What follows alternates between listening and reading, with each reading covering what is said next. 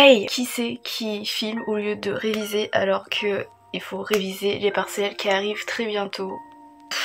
Je suis contente, en même temps pas trop vu le sujet de la vidéo, mais je suis quand même contente de tourner ces vidéos parce que c'est le début des bilans livresques de fin d'année et c'est une période que j'aime bien faire la mise au point, même si cette année là ça a été un peu compliqué comme on va le voir tout de suite parce que cette vidéo est consacrée à mes abandons de l'année et je n'ai jamais autant abandonné de livres que cette année là. Je pense que c'est parce que ma patience a des limites maintenant que j'ai de plus en plus la flemme de poursuivre dans un roman que je sens pas. Je suis de moins en moins tolérante, je donne de moins en moins de chance quand ça bloque. J'ai fait des catégories, il y a des abandons qui sont des abandons complets, genre je sais que je vais pas y retourner, que c'est vraiment pas fait pour moi.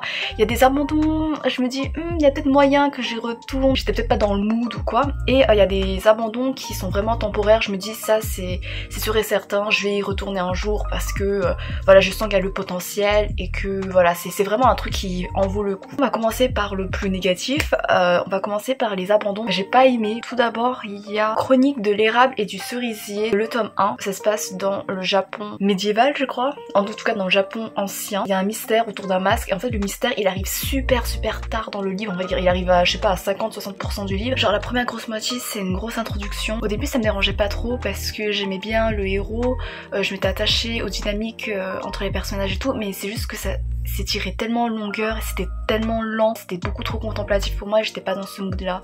Voilà, du coup j'ai abandonné et ça m'a pas donné envie de lire la suite. Désolée. Ensuite il y a Blog de Chine de Han Han. En gros Han Han c'est le plus grand blogueur du monde, enfin à son époque, enfin c'était pas il y a si longtemps que ça, mais dans les années 2010 je crois. Il postait beaucoup d'articles, de textes qui donnaient son avis de façon très sarcastique, très façon humour noir sur la Chine, sur l'actualité de la Chine. On a compilé ces articles en un seul livre qui a été Blog de Chine. En vrai c'est assez intéressant, c'est marrant comment il parle un peu de certaines actualités pour essayer de contourner la censure et tout, c'est assez drôle, mais en fait j'aime pas sa façon de parler, ça devient assez redondant et en fait tu lis je sais pas 5-6 articles, tu connais un peu déjà le mood d'ensemble, du coup j'ai pas poussé plus loin. Il y a L'Attrape-Cœur, de ce que j'avais vu c'était un livre un peu sur le passage à l'âge adulte, en tout cas c'est un truc très humain, très retentissant chez la personne qui commence à évoluer, qui commence à grandir, mais de ce que j'ai lu j'ai pas du tout été sensible à la plume, au personnage, j'ai trouvé ça très ennuyeux, voilà c'est tout. On a le Chardonneret de Donatarte, alors je suis méga dégoûtée parce que du coup je l'ai acheté, il était trop beau. De Donatarte j'ai lu Le Maître des Illusions, je crois que ça s'appelle comme ça, que j'avais vraiment beaucoup aimé même si c'était très lent, mais j'ai adoré l'ambiance, tu te sentais inconfortable et du coup je m'attendais à ça un peu avec le Chardonneret, mais le truc c'est que c'est beaucoup trop long et j'ai dû lire je sais pas un peu plus de 100 pages et le truc qui est complètement débile c'est que j'ai pris des notes au stylo, tu vois. Voilà. Du coup je sais pas trop si je peux le reprendre. Je suis trop conne, j'étais tellement persuadée en fait que j'allais adorer, j'ai pas été sensible, peut-être une autre fois, mais franchement rien que de le voir en fait ça me donne mal à la tête. Tant pis, en plus il est lourd. Pendant l'été je m'étais donné un challenge, c'était de lire de la romance parce que la romance c'est le genre avec lequel j'ai le plus de difficultés, je me lasse énormément. Je trouvais ça marrant de me donner ce challenge là. Du coup j'ai pu lire quelques livres de romance et j'en ai abandonné plus de la moitié. Voilà. J'ai commencé Dance of Thieves, ce qui est bien c'est que c'est aussi de la fantasy, mais je savais que c'était surtout un enemies to lovers to enemies j'imagine. Là où j'en étais ils étaient redevenus ennemis, je sais pas, ça m'a pas donné non plus envie. En fait au début c'était intriguant, après je me suis très vite lassée. Vraiment pour la romance je suis pas du tout une référence parce que je me lasse énormément très vite. Il y a très peu de romances qui me touchent, mais j'aimerais bien faire une vidéo dessus pour montrer que en vrai je suis pas si insensible que ça. Il y a quand même des romances qui me touchent mais c'est difficile, j'ai trop la flemme de reprendre même si ça avait l'air trop classe. Je sais pas s'il y a des complots politiques et tout. T'as le mec, il est je crois l'héritier, il devient le roi et en fait pour protéger sa famille il doit un peu se battre, enfin, il doit un peu gouverner contre d'autres personnes et en fait ces autres personnes là il y a la fille, son crush quoi qui est dedans et en fait moi j'ai peur que à la fin il choisisse l'amour, il fasse passer l'amour avant sa famille tu vois. Et moi ce que j'adore dans les romances c'est quand ça sacrifie la romance pour une cause plus grande ou une autre cause tu vois, genre ça j'adore, genre c'est pas que c'est angsty parce que j'ai pris du plaisir à voir ça, c'est un peu mon côté sadique mais je sais pas, je trouve ça trop drôle et je trouve ça original et très audacieux. J'ai peur que ce soit pas assez audacieux. Ensuite j'ai essayé de lire Kéléana. de Sarah J Maas. Alors Sarah J Maas, j'ai une histoire compliquée avec elle, je la déteste en tant qu'autrice, j'ai pas du tout aimé Akota, enfin c'est plus que ça, c'est vraiment la pire expérience de lecture ever pour moi. Je voulais essayer de me réconcilier avec Sarah J Maas, sauf que je me suis rendu compte que je pars tellement avec un jugement biaisé, je suis tellement réticente, je me rétracte d'avance à l'idée de lire ses romans, du coup je suis pas du tout réceptive, ça aurait été du coup une opinion très subjective et pas assez ouverte. J'ai abandonné au bout de 2 chapitres, enfin vraiment en fait les premiers chapitres j'ai pas aimé parce que ça sentait vraiment que l'autrice elle forçait pour montrer ah regardez l'héroïne elle est badass, elle a de la répartie, elle est parfaite, elle est gna. Et je trouvais que c'était tellement fait de façon forcée et peu naturelle, j'étais c'est bon on a compris, enfin, en vrai voilà ça m'a beaucoup rappelé comment elle construit un peu ses héros, c'est très blanc et c'est creux et c'est trop forcé, bref. Ah, 2 livres qui ont fait fureur mais que je n'ai pas accroché. Alors déjà il y a Nevernight de Jay Kristoff, je suis allée à plus de la moitié, je comprends même pas l'engouement. Si peut-être je comprends, il y avait quand même des bons points parce que je trouvais que Mia elle était quand même assez attachante, elle était rafraîchissante, c'est un truc auquel je m'attendais pas parce que bah, la plume elle est tellement émo tu vois que j'étais en mode ok tout est noir, tout est dark, Mia c'est une meuf hyper mystérieuse, sombre, gna. Et en fait non elle a quand même un côté assez drôle, du coup c'était assez attachant, mais c'est juste les autres personnages je m'étais pas attachée, je m'en foutais si Mia elle allait remplir son objectif ou pas. La plume je trouvais que ça faisait trop parfois tu vois. Genre, je trouvais que c'était un peu forcé. J'arrivais pas à prendre au sérieux. Je suis désolée, vraiment, parfois il y avait des trucs qui semblaient vouloir être badass, mystérieux, choquants et tout. Moi j'étais ok, mais ça me faisait ressentir rien du tout. Du coup, tant pis. Et j'ai essayé de lire les Inheritance Games. Et j'ai tenu, je sais pas, je crois que j'ai pas dépassé les 100 pages. J'ai trouvé ça mais tellement niais. Mais en fait c'était vraiment du pur young adulte et j'arrive plus à le supporter quand il n'y a pas un truc en plus tu vois. Genre peut-être que après il y a des casse-têtes, il y a des énigmes, il y a des complots, il y a des surprises, des rebondissements genre intellectuels et tout. Ça ce genre de truc j'aime bien, c'est juste que le début j'ai pas aimé. Déjà bah du coup l'héroïne elle rencontre des mecs et les mecs genre c'est les husbandos de je sais des lecteurs, des lectrices, mais moi j'essaie de trouver mais tellement forcé, tellement pas naturel et tellement cliché vraiment. Genre je sais pas, j'ai peur qu'il y ait un triangle amoureux, comme je me lasse très vite de la romance, dès qu'il y en a un peu, dès qu'il y a un peu ce genre de truc, ça peut me bloquer très vite en fait, après ça dépend, mais là dans ce cas là, comme l'intrigue elle était pas assez encore intéressante pour moi, que je trouvais que la romance était déjà beaucoup trop présente et que ça annonçait des trucs beaucoup trop clichés par la suite, ça m'a vraiment pas donné envie de poursuivre et vraiment j'en garde un mauvais souvenir du début, du coup je suis désolée. Enfin non je suis pas désolée, on s'en fout. J'ai lu les livres de Margaret Rogerson et j'ai adoré Sorcery of Thorns, c'est ça hein. Oui c'est ça, j'ai adoré mais j'ai complètement oublié le titre. Ensuite du coup j'ai voulu lire Vespertine parce qu'on m'avait dit des choses qui me semblaient vraiment cool, genre un personnage, une héroïne qui semblait Arways avec de l'anxiété sociale je crois, je sais plus trop qui, ou alors qui est autiste, avec une relation avec un démon un peu du genre Silas tu vois, un démon qui a 1000 ans mais qui apprend à s'attacher aux humains, enfin bref voilà des trucs, et j'étais en mode ok bah je vais directement l'acheter parce que c'est sûr que je vais l'aimer, et je sais pas pourquoi j'ai pas accroché. Je l'ai lu mais vraiment en diagonale en fait, je sais pas, alors que normalement c'est des éléments que j'aime bien. Déjà l'héroïne au début je suis grave attachée à elle, avec ses relations aussi, notamment avec l'espèce de fantôme, enfin l'espèce de démon là, il y a aussi avec une autre fille avec qui elle s'attache et c'était mignon, mais j'arrivais pas à me mettre dedans. Ah je suis méga deck parce que dans Sorcery of Thorns il y avait plein de trucs au niveau de l'intrigue que j'adorais, genre des scènes d'action qui ressemblaient à du shonen, il y avait des rebondissements et tout, j'aimais bien, j'étais vraiment à fond, mais dedans j'arrive pas, je pense que j'étais juste pas dans le mood. Alors ça c'est un exemple de pure malchance. En plus ce qui me saoule c'est que je l'ai acheté quoi, et encore une fois je peux pas le revendre parce que j'ai pris mes notes au stylo. Et enfin, alors ça je pense que ça va faire parler aussi, j'ai abandonné Legendborn. Déjà j'apprécie vraiment la représentation que ça en fait parce que de ce que j'ai déjà lu, tu vois, genre ça parlait de la place et de la vision de la femme noire dans la société. L'héroïne du coup elle dénonçait plein de trucs et tout, et ça pouvait faire ouvrir les yeux, ça pouvait sensibiliser, du coup ça c'est super cool, et rien que pour ça je vais le recommander. Et même au niveau de l'histoire, franchement ça peut grave plaire, mais encore une fois c'est hyper subjectif, c'est juste que moi j'ai trouvé que c'était un peu trop jeunesse et que il y avait de la romance, voilà. Et ça j'ai pas aimé, et puis j'avais l'impression qu'il y allait y avoir un triangle amoureux ou je sais pas quoi, du coup j'ai abandonné. Ensuite je me suis mélangée dans mes catégories, je sais plus, j'avais cité 3 catégories. La deuxième catégorie du coup ça va être les abandons, mais bah pour X ou X raisons j'aimerais bien reprendre, mais c'est difficile, voilà, je suis pas très optimiste. Il y a l'Empire d'écume de Andrea Seward. Je cherchais des livres sur la fantaisie chinoise qui s'inspirait de l'histoire de la Chine et tout, comme The Poppy War, Celle qui devint le soleil et tout. Et ce titre est ressorti, et en fait le seul point commun qu'il y a avec la Chine, c'est que ça parle d'un empereur, et mais même en dehors de ça, j'ai pas réussi à accrocher. J'ai abandonné, ça fait depuis cet été là. Il me reste ouais, il me reste 200 pages, mais j'arrive pas. Je n'arrive pas. J'aimerais bien reprendre parce que bah, je l'ai quand même acheté, tu vois, et mais je sais pas, je bloque complètement parce que je suis pas forcément attachée au personnage. Les points de vue m'intéressent pas vraiment. Mais je sens il y a quand même un potentiel, mais je sais pas, bah on verra.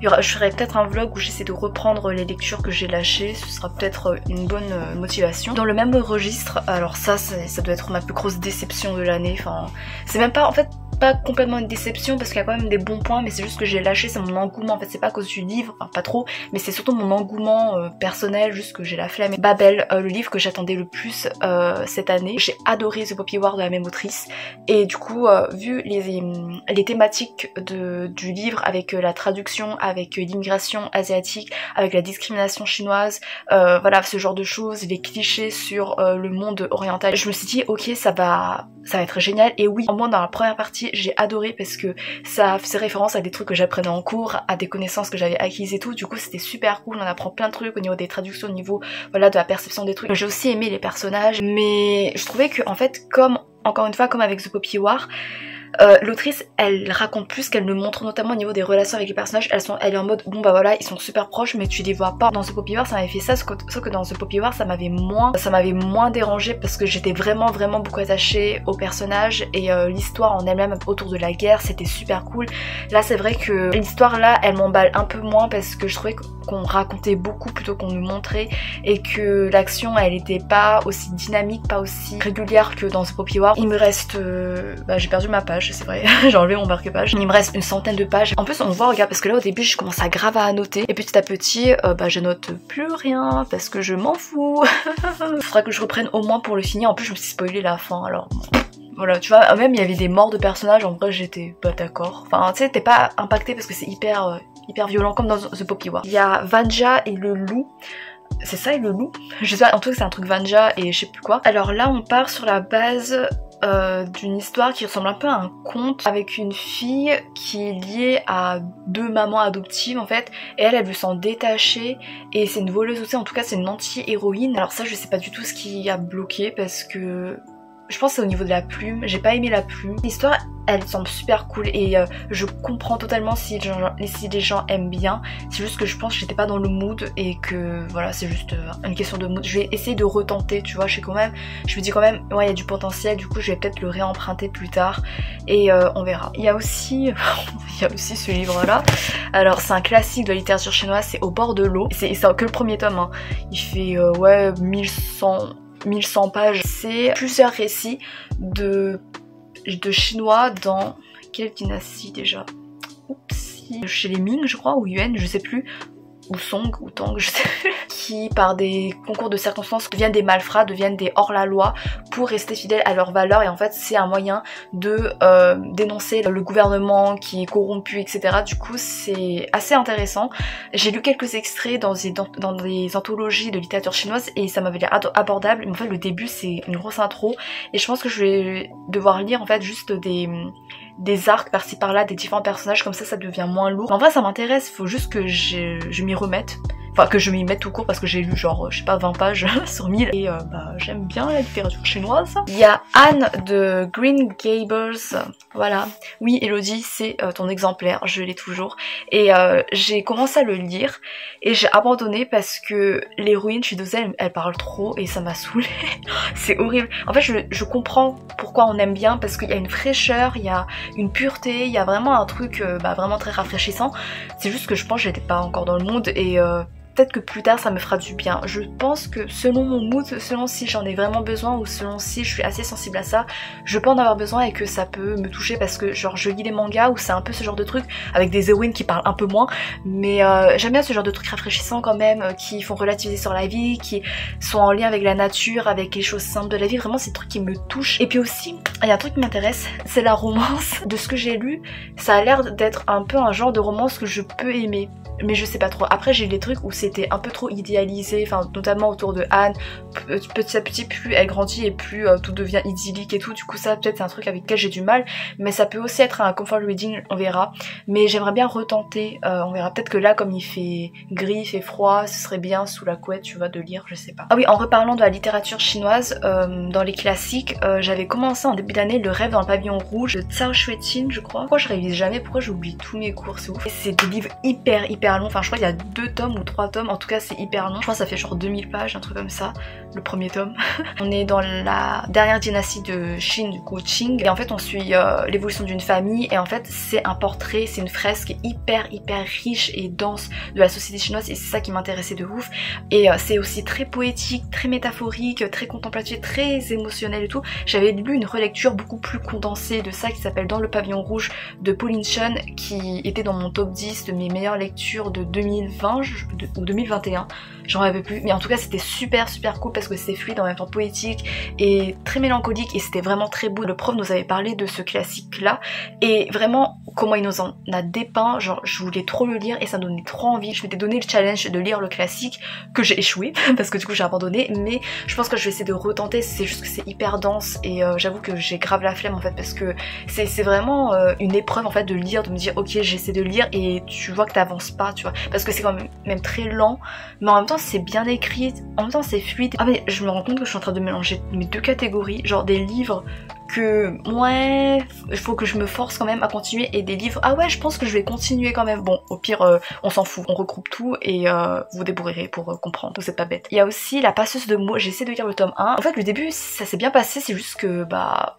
encore une fois j'ai lâché parce que j'avais trop la flemme. Mais je sais pas, j'ai développé une flemmardise littéraire mais incroyable cette année, c'est horrible, et du coup bah mon année elle est complètement pétée en termes de livres, c'est catastrophique. Elle est vraiment morcelée en fait, tu vois, il y avait des mois où je faisais que abandonner des livres, où j'arrivais même pas à lire un livre en entier. Mais bon, La passeuse de mots en vrai ça m'intéresserait bien, pour l'instant plus trop, mais en vrai j'aimerais bien quand même savoir comment ça se développe. Après j'avais des avis comme quoi c'était long, comme quoi c'était très lent, du coup voilà je me méfie un peu, mais en vrai j'aimerais bien. Et enfin on reste aussi un peu dans la littérature, je crois que c'est la littérature chinoise, en tout sino-américaine, Le fléau des... Non c'est pas Le fléau des rois. Ah si, Le fléau des rois. Ah oui il y a 2 livres en fait. Oh putain mais c'est n'importe quoi, je suis désolée. Alors l'avant-dernier livre c'est avec Ken Liu, La grâce des rois. C'est du livre de Silk Punk je crois. Je sais pas c'est quoi, j'ai pas lu assez pour savoir, et en vrai ça m'intéressait parce que il me semble qu'il y avait des inspirations de l'histoire chinoise. J'avais un problème sur la narration aussi, je trouvais que c'était trop résumé, on aurait dit un documentaire en fait, mais en vrai j'aimerais bien réessayer. Et enfin il y a le livre Le fléau des rois. En fait je voulais le lire parce que en plus de la dédicace de Shelley Parker Chan, l'autrice de Celle qui devint le soleil, il y avait en même temps au même endroit l'autrice, la dédicace de l'autrice du Fléau des rois, et du coup une semaine avant j'avais trouvé le tome 1 du Fléau des rois à la médiathèque, du coup je voulais l'emprunter pour le lire, et si j'aimais bien bah je l'achèterais sur place et je me ferais dédicacer.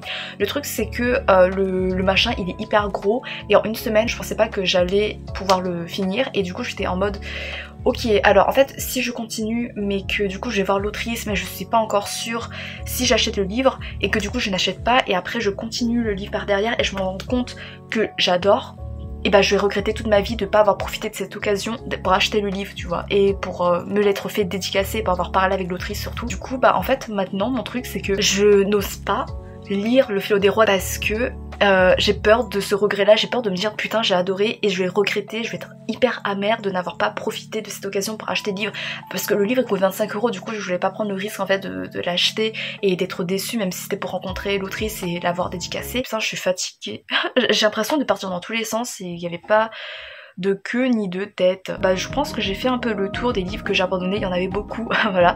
Les autres bilans de fin d'année ça arrivait un peu plus tard et ce sera beaucoup plus optimiste, j'ai trop hâte parce que du coup il y aura le top, il y aura aussi mon top de mes relations préférées parce que bah, les personnages jouent un rôle très important dans mon appréciation d'un livre, du coup je veux vraiment leur rendre hommage, j'espère que ça va vous plaire. Si vous avez des conseils sur tel ou tel livre que je devrais reprendre, qui mérite la peine que je reprenne, vous pouvez essayer de me conseiller, de me recommander, même si je suis pas totalement sûre que je vais vous écouter parce que ça dépend de ma flemme. Merci si vous avez regardé jusqu'à la fin. À bientôt, peut-être, j'espère, pour les bilans. Je vous promets que ce sera super cool, que vous allez découvrir des livres super cool aussi. Voilà, du coup, à bientôt, j'espère.